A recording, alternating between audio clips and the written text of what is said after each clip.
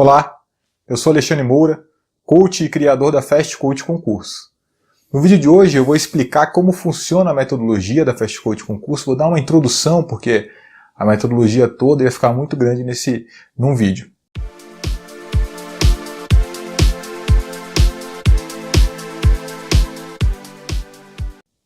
Inicialmente eu vou me apresentar, a minha história, saber como que eu cheguei até a ser coach de concursos. Então, eu moro em Brasília há 10 anos, vim fazer faculdade aqui, Engenharia Mecânica na Federal aqui de Brasília. E durante o curso, a minha namorada na época, hoje em dia minha esposa, me incentivou a fazer concurso público. Então eu iniciei fazendo concurso público da FUNAI, depois eu fiz o concurso da Agência Brasileira de Inteligência, depois policial legislativo do Senado Federal e por derradeiro agora, perito da Polícia Civil do Distrito Federal. Todos esses concursos eu fiz com edital aberto. Então eu tinha 2, 3 meses de estudo, é muito pouco tempo mesmo. E graças a Deus eu consegui aprovação em todos eles. E como é que eu consegui essa aprovação? Na verdade, eu desenvolvi uma metodologia que fez com que eu aproveitasse o máximo do meu tempo possível. Então eu tinha todo o meu tempo ocupado com o que era necessário para o estudo. E dessa forma eu fui vitorioso em todos esses concursos, né?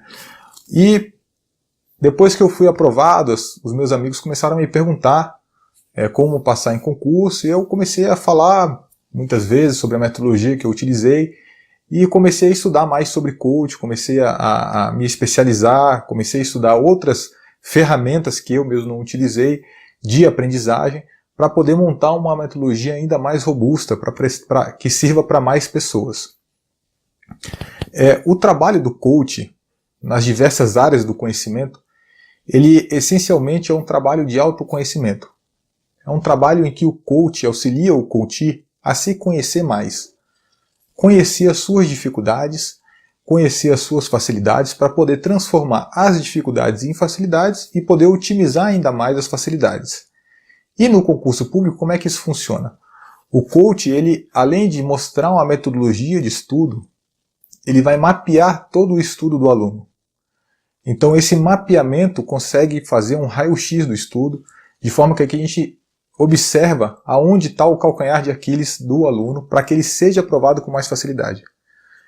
Então o trabalho basicamente, vamos dizer assim, em linhas gerais é esse. E o início desse trabalho se dá com, primeiramente, saber o foco do aluno. Algumas pessoas já chegam com foco definido. Não, eu quero área policial, quero delegado de polícia, quero agente de polícia, quero escrivão de polícia, quero área judiciária, quero promotor de justiça. Diversos focos de concurso tem. Se o aluno não tem o foco, o coach auxilia a pessoa a encontrar aonde ela vai se encaixar melhor no órgão. Qual a remuneração que ela precisa e aonde que ela vai desempenhar o melhor os seus talentos. Depois de decidido esse foco, que é assim, eu considero o passo mais importante, porque é para onde a gente vai. Se a gente não sabe para onde a gente não vai para lugar nenhum, na verdade. Em concurso público, a pessoa que não tem um foco atira para todos os lados e não entra em lugar nenhum. Então, assim, uma parte extremamente importante, o primeiro passo. Definido o foco, a gente começa a definir o cronograma de estudos. Então, o coachee e o coach vão trabalhar nas horas de estudo, vão trabalhar em qual material vai ser utilizado. Tudo isso a gente tem uma planilha em que a pessoa coloca as horas que ela vai estudar, as horas que ela trabalha, as horas que ela dorme. E definido esse cronograma, que não é uma caixinha quadrada que serve para todo mundo, ele é estudado caso a caso, como tudo na Fast Coach Concurso, ela é estudado caso a caso. É procurado a individualidade de cada aluno para que a gente possa ter o melhor desempenho possível para cada pessoa. Então, depois de realizado esse cronograma, a gente vai iniciar o estudo propriamente dito. O estudo da Fast Coach Concurso se divide em duas grandes áreas: o estudo passivo e o estudo ativo. O estudo passivo é aquele momento em que a gente faz a leitura do material, que a gente assiste uma videoaula, que a gente assiste uma aula presencial, dependendo da necessidade. Tudo isso é conversado com o coach para saber qual é a melhor abordagem para cada aluno. Nesse momento, por que chama estudo passivo? Na verdade, chama estudo passivo porque a gente não está raciocinando em cima daquele conteúdo. Se a gente está assistindo uma aula e raciocina em cima daquele conteúdo, a gente perde o próximo tópico. Da mesma forma a leitura. A gente não pode raciocinar tanto em cima do conteúdo, senão a gente começa a ler e não processar aquele conhecimento. É um momento muito importante do estudo, o estudo passivo, aquele momento em que a gente tira as amarras do conhecimento, que a gente começa a adentrar no mar daquele conhecimento que a gente não conhece ainda. Mas, na verdade, ele é só a ponta do iceberg. Por que eu digo que é só a ponta do iceberg? Muitas pessoas pensam que a leitura, por exemplo, tem que ser a maior parte do estudo. Assim, 90% do estudo a pessoa passa lendo. E ignora outras coisas tão importantes para o estudo. Concomitante a esse estudo passivo, a leitura do material, assistir uma videoaula, assistir uma aula presencial, a gente vai começar o estudo ativo. E no estudo ativo, o primeiro passo é a gente criar um material. A gente tem que gerar o nosso próprio material. Por que isso? Quando a gente cria uma coisa nossa, a gente começa a raciocinar em cima daquilo. E o raciocínio nos leva à memorização do conteúdo. É muito mais fácil a gente memorizar uma coisa que a gente raciocina em cima dela, que a gente cria uma lógica por cima dela. Então, a gente cria um material de 3 formas. A gente pode fazer um flashcard, que hoje em dia pode ser utilizado aplicativo de celular para isso, mas antigamente eram cartões de cartolina. Num lado a gente coloca uma pergunta sobre o conteúdo, no outro lado a resposta. Então a gente tem vários cartões, a gente lê a pergunta, verifica se a gente acertou a resposta, e tem 2 caixas do acerto e do erro. E dessa forma a gente coloca, a gente acertou, coloca na caixa do acerto, a gente errou, coloca na caixa do erro, e vai trabalhando a revisão dessa forma, revisando sempre mais do que a gente errou. A gente pode também usar o mapa mental. O que é o mapa mental? É uma ferramenta muito poderosa, em que consegue sintetizar muito conteúdo em pouco espaço. Então, no mapa mental, a gente coloca a ideia central do texto no centro da folha, e as ramificações são os subtítulos, são os assuntos mais importantes relacionados àquele conteúdo. É muito bom, só que às vezes ele fica sintético demais e a revisão às vezes fica um pouco dificultosa, porque a gente não explica tanto quanto precisa. A terceira ferramenta que a gente utiliza, que é a ferramenta que eu mais utilizo, que os meus alunos mais utilizam, eu chamo de resumo mental. Por que resumo mental? Ele, na verdade, é a transição do resumo de faculdade, que é aqueles fichamentos de livro, que não é interessante para concurso público, porque a gente não vai fazer um fichamento completo, porque a gente vai demorar muito tempo e vai ter coisas inúteis ali naquele fichamento. E também não é tão conciso quanto o mapa mental, porque a gente tem que explicar algumas coisas a mais para a gente lembrar na hora da revisão. Às vezes uma frase solta a gente não consegue entender quando a gente faz a revisão. Mas quando tem a explicação dessa frase, aí completa o raciocínio e a gente consegue entender e a revisão passa a ser mais completa. Esse resumo mental, eu não quero que o aluno se preocupe tanto em, como é que eu posso dizer, em deixar algum conteúdo de fora. Porque eu tenho ferramentas para identificar se algum conteúdo está de fora e acrescentar nele posteriormente. Então realmente eu quero que seja uma coisa bem concisa, hierarquizada, com algumas explicações, mas não tantas, porque se faltar explicação, a gente vai acrescentar posteriormente. Feita essa parte do resumo mental, né, ou criado o material, pode ser no flashcard, pode ser um mapa mental, a gente parte para a segunda etapa do estudo ativo, que é a revisão. A revisão ele é uma das coisas mais negligenciadas pelos estudantes. Né? A pessoa estuda um conteúdo hoje, e quando é que ela vai rever esse conteúdo? Não existe um cronograma de revisão, a grande maioria dos alunos não tem, os estudantes não criam esse cronograma. Então estuda, por exemplo, atos administrativos hoje, e um belo dia acorda, um mês depois, assim, tem um insight de Deus e diz, tem que rever atos administrativos, vai lá e rever. Só que quando a gente revê sem um cronograma, um mês depois de ter visto aquela matéria, a gente não vai precisar rever o conteúdo, a gente vai precisar estudar de novo. A revisão, ela tem o objetivo da gente não precisar estudar novamente todo aquele conteúdo.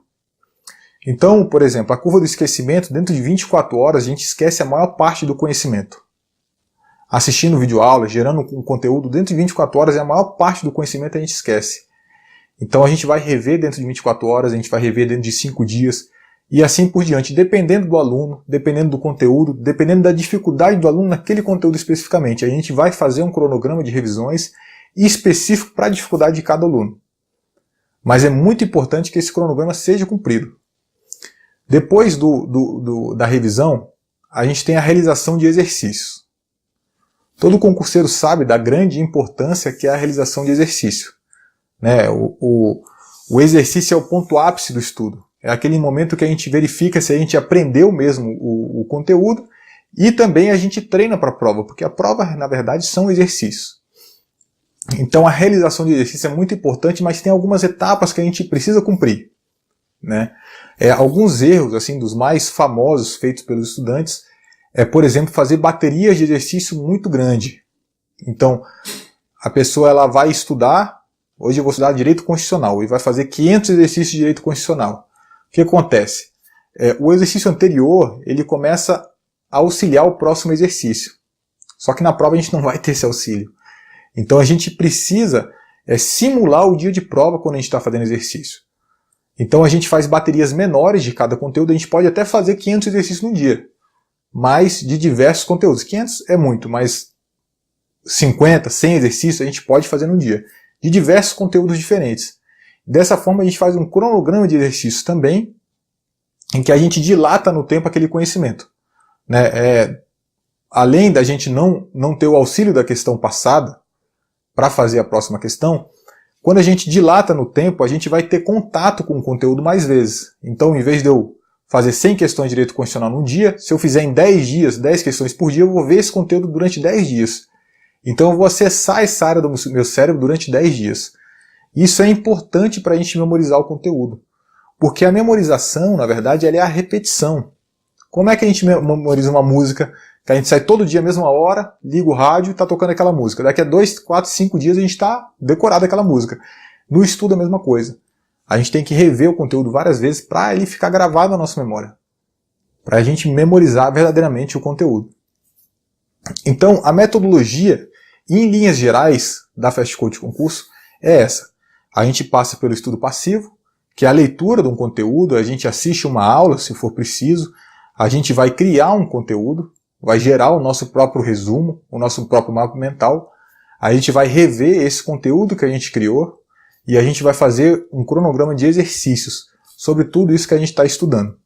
É claro que eu não explico aqui todas as ferramentas utilizadas no CUT para concurso público, porque senão o vídeo ia ficar muito grande. Mas a gente faz realização de simulados periodicamente com o aluno, para quando o aluno chegar no dia da prova ser uma coisa normal, uma coisa que ele já enfrentou diversas vezes. A gente acompanha o tempo de evolução do aluno para verificar se a evolução está sendo rápida demais ou devagar demais. A gente acompanha o tempo de realização de exercícios para verificar também se a velocidade está boa, se a gente pode melhorar, se a gente diminuir a velocidade a gente vai acertar mais, ou se a gente precisa aumentar a velocidade para a gente conseguir concluir a prova com tranquilidade. Então todos os pontos para aprovação do concurso público, todos os pontos do estudo, o coach ele vai estar junto com o coachee para a gente ter, vamos dizer assim, o melhor desempenho possível do nosso estudo. O atendimento da Fast Code Concurso é feito por sessões online, então a gente faz uma sessão em vídeo e ela é feita quinzenalmente. A cada 15 dias a gente se encontra e a gente primeiro examina o que foi feito nos 15 dias anteriores e passa novas metas, novos ajustes do estudo para o aluno para os próximos 15 dias. Além disso, a gente usa o Telegram, que é como se fosse um WhatsApp para o contato, vamos dizer assim, mais diário com o aluno. Então tem um canal aberto com o coach, que ele pode se comunicar a hora que for preciso, surgiu uma dúvida, surgiu uma necessidade, dentro da possibilidade do coach, ele vai respondendo, normalmente não demora mais de 24 horas, e então dessa forma o aluno ele fica, vamos dizer assim, tem um apoio completo do coach no estudo para concurso público. Essa é a explicação, vamos dizer assim, básica da metodologia da Fast Code Concurso, do acompanhamento que a gente faz com os coaches. Se você tiver alguma dúvida a mais, você pode entrar em contato com a gente pelo WhatsApp, ou então pelos e-mails, né, contato@fastcodeconcurso, ou então pode mandar uma mensagem no nosso Instagram, @fastcodeconcurso, que a gente está à disposição para atender. para esclarecer alguma dúvida, a gente pode marcar também uma sessão com o coach gratuita para sanar dúvidas, para entender melhor como é que é a metodologia, se restou alguma dúvida. Então, bons estudos e entre em contato